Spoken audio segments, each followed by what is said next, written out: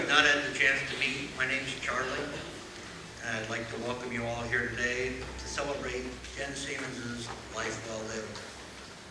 I offer my most heartfelt condolences to Ryan, to her parents, Kevin and Ruth Stevens, her brother and sister-in-law, Jeff and Amanda Siemens, her nephews, Ralph and Clayton, who she absolutely adored, her grandfathers here, Jim Norcross, her aunt and uncle, William and Tiffany Norcross, and her great-uncle, Clayton Brown.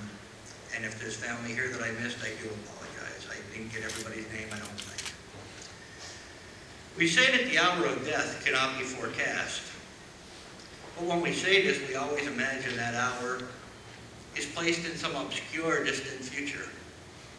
It never occurs to us that it has any connection at all with the day already begun. Or that death could arrive the very same afternoon, this afternoon, which seems so certain, and which we've filled every hour in advance. Rarely do we attend a funeral because someone died. We attend the funeral because someone lived. Someone has truly lived. So many people spend the currency of their lifetimes among us and they never touch another life. That was not the case here. If you turn to your left or turn to your right or you glance behind you, you're going to see every single person in here had their lives touched in some way by Jenn's living, by her travels throughout her lifetime. Some people are able to slide past through life like wispy clouds way up in the sky, barely noticed. Jenn was more like Halley's Comet, bright, amazing, impossible to ignore it, and impossible to forget. Her mom Ruth told me a joke a few days ago that she and Jenn had shared, and it goes like this.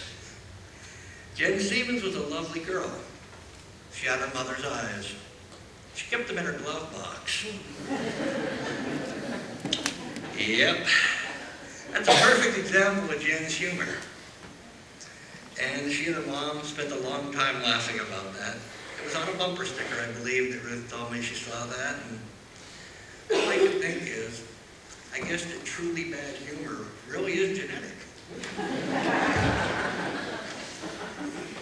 And I'm going to keep this short today.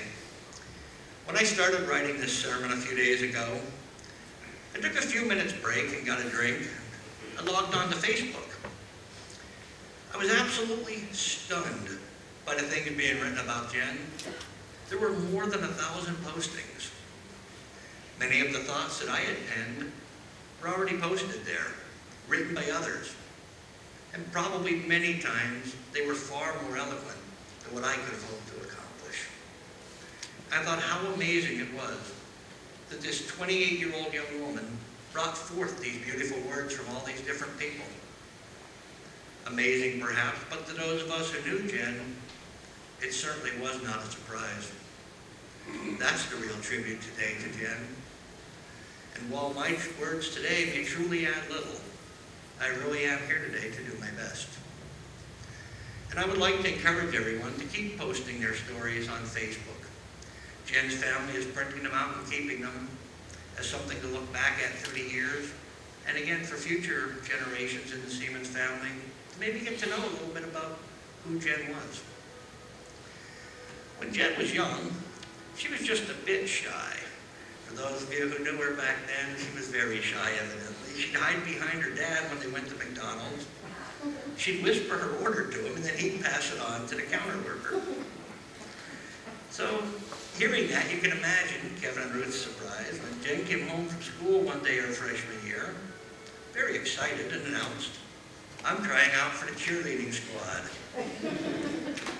Her parents were, to say the least, shocked. Though they had their doubts, they encouraged her to go ahead and do it. And sure enough, Jenn won a spot on the team. They were astonished how she could have done that, until Jenn informed them that class rank was a large factor in the selection.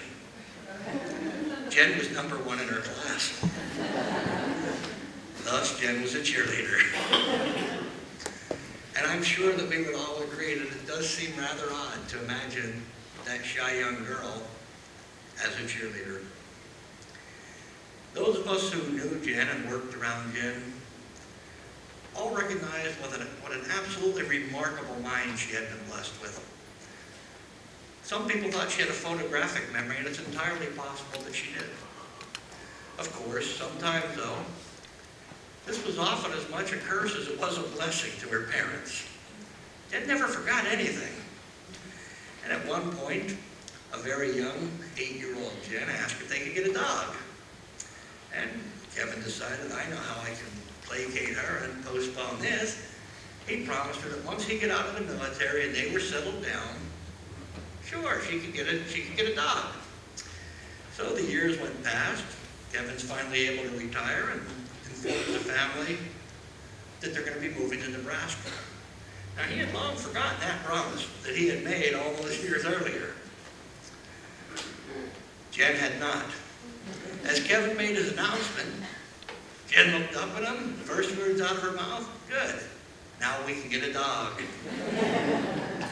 Kevin was struck by his words and her memory, and they soon had a dog. 6 years ago, we hired Jen to work at the Next Millennium. She absolutely loved her job, and we loved having her as a co-worker and a friend. And I always warn people that when they start at the store, that they have a family now, a new family, for better or worse. Whichever one it is, they now have a new family, in addition to their old family. And Jen fit in so perfectly there. She was very, as we talked about with the cheerleading incident, very shy in the beginning. She was up front with customers and she wasn't quite sure what to say, and she had her awkward moments. Then we moved her back into shipping.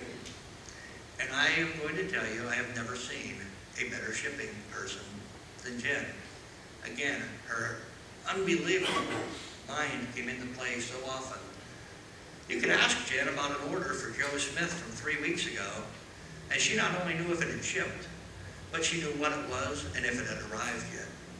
She was so on top of her game. She fit in perfectly with all of us, with her sarcasm, her lightheartedness, her intelligence, and she had a real ability to fire back whenever I'd pick on her. She definitely could dish it out as well as she could take it.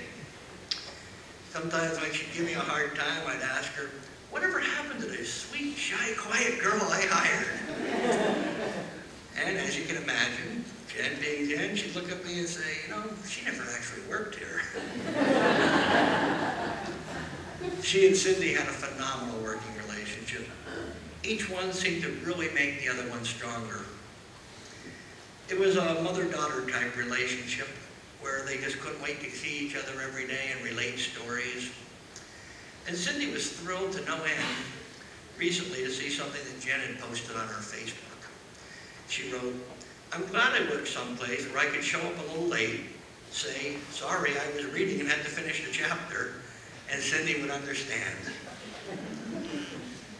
The Next Millennium will find another shipping clerk. There's no question about that.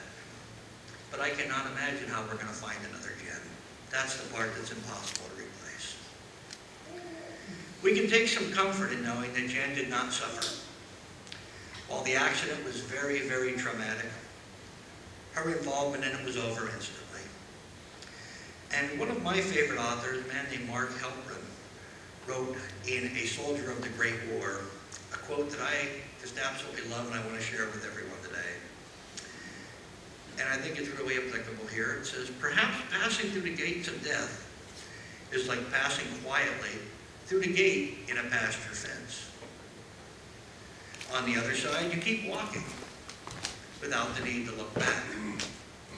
No shock, no drama, just the lifting of a simple plank or two in a wooden gate, neither pain, nor flood of light, nor great voices, but just the silent crossing of a meadow. And I'd like to think that's how Jen's passing was. Very peaceful, very silent. Now, tomorrow's Father's Day,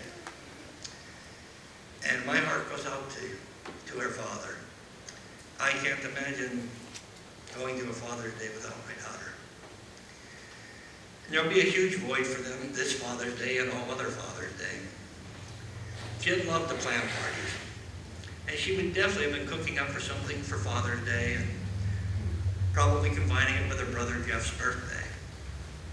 She was always on the lookout for a perfect gift, and she'd often order it months in advance. One day at the store, we received a new catalog of all these really neat little garden items. As Jen was looking through it, she saw a watering can with a hippo face on it. And she started laughing. She was like a little kid, just full of glee, and she told us, "This is perfect. My mom will love this." And she had to wait about a half a year to finally give it to her mom for a special occasion, but she didn't mind a bit. She was so looking forward to giving you that can. And we all grieve differently. But at times when death and loss come among us, often the presence of another person's company can make all the difference. It helps bring understanding, and it helps bring support. Just being together, sharing our grief and our love, dissolves some of our loneliness and helps begin the process of releasing our sorrow. A cycle has been completed, and new cycles are now only beginning. There is a time to be born and a time to die. There is a time to plant and a time to plant that which is harvested. To harvest that which is planted, Out of sorrow should come understanding.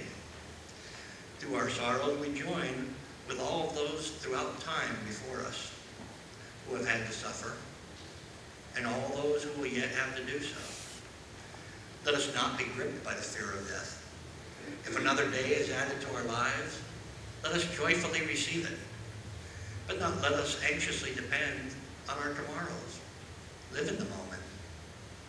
In time, all things pass, just as our grief will eventually pass, though I don't see how that's possible right at this moment.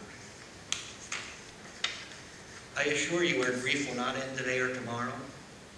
Each day we're going to remember Jen in hundreds of different little ways. Perhaps it'll just be a song that jogs a memory. Maybe we'll see someone who resembles her. Maybe we'll remember one of her terrible nerd jokes. And they were terrible. And it'll make us laugh. Maybe we'll reach for the phone to call her and tell her about something coming to the playhouse. Or perhaps, just because we saw something, like a picture with a hippo face on it that we know she would love. And that is okay. That is a glowing tribute to how much she meant to all of us here. Jen's father, Kevin, would like to come up, I believe accompanied by Ruth, to say a few words.